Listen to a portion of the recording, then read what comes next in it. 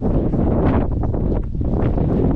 been absolutely fascinated about the idea of wild animals living loose in the UK for a very, very long time.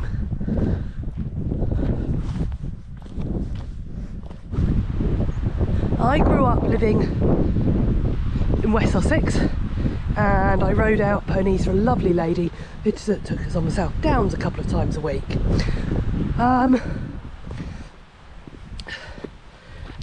Now, there was always rumours that there were wallabies.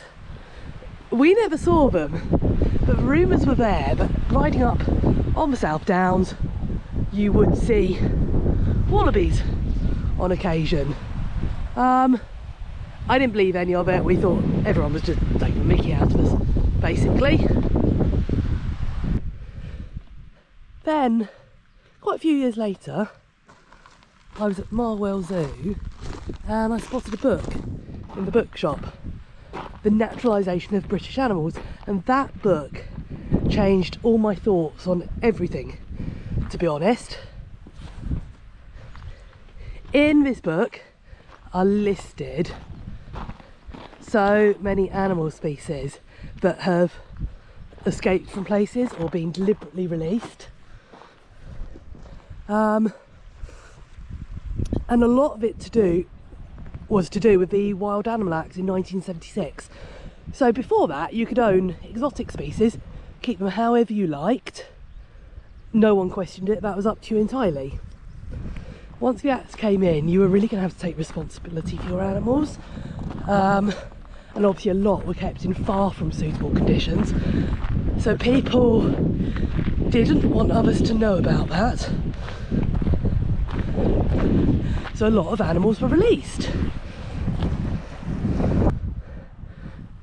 It turns out that the wallabies were there after all. They were in this book and they had escaped from a sort of private collection.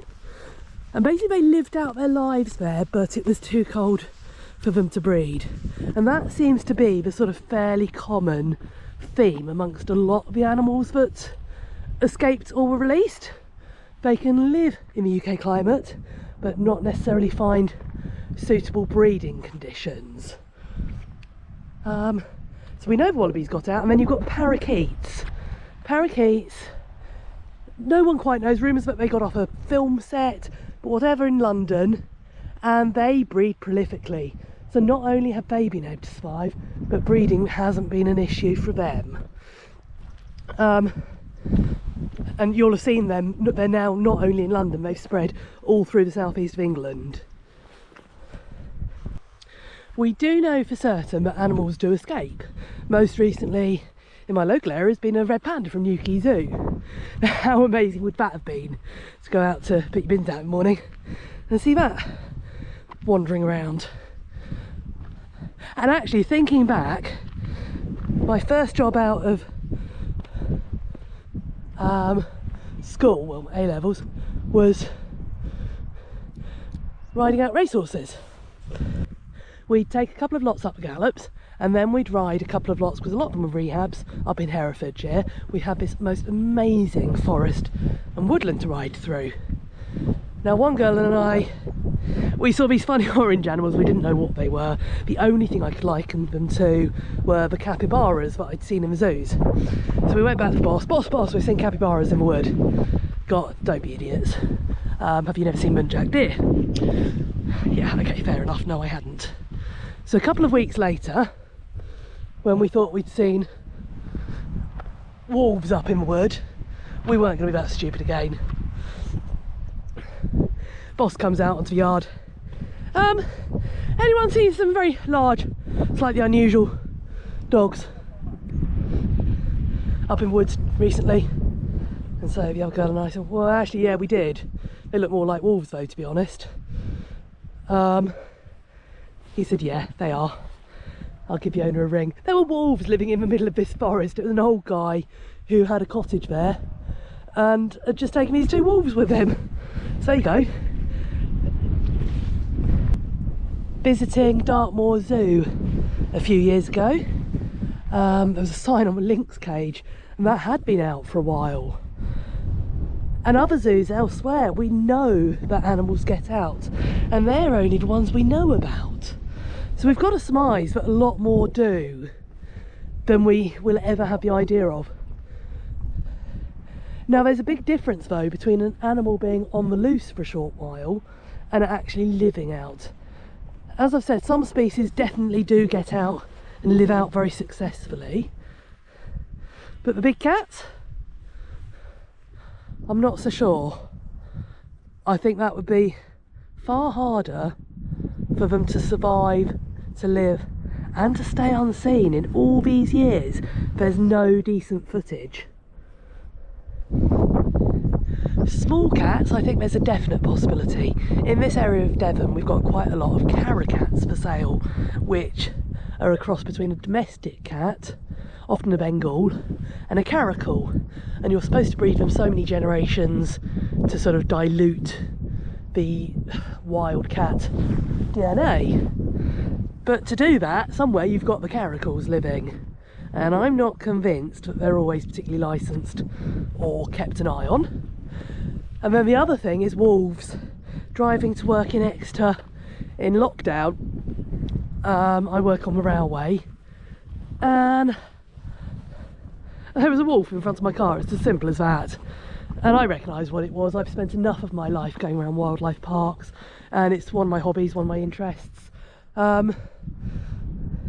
Within minutes I thought, okay, before I go to work, let's just check Facebook. And sure enough, there was someone asking about their Alsatian cross had got out, and could anyone give them a ring if they saw it, a message. So I sent a message, answered instantly. I said, yeah, your wolf's out here. Oh no, it's not wolf. But she finally said, yes, it's a wolf hybrid. Looked them up on Facebook from profile. Yeah, this was a very, very high percentage wolf. Or hybrid. Basically, with wolves in this country, you're allowed to breed so many generations, but the actual percentage of DNA isn't kept an eye on. So you can cross back and get something that's about 80 to 90% wolf and is legal and allowed in this country. Yeah, surprised me too. As for actual big cats, pumas, panthers, lions, tigers, beast of Bodmin, etc., I really don't know. I've lived on Exmoor. I live now near here, Dartmoor. Lived up in Scotland, New Forest, remote Welsh forests. I just think, with everyone carrying around cameras and phones with decent cameras on now, surely someone would have seen something.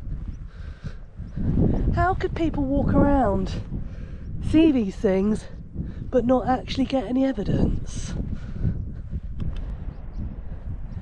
I think when the Wild Animal Act came in, there's no doubt that some panthers, pumas, tigers, etc.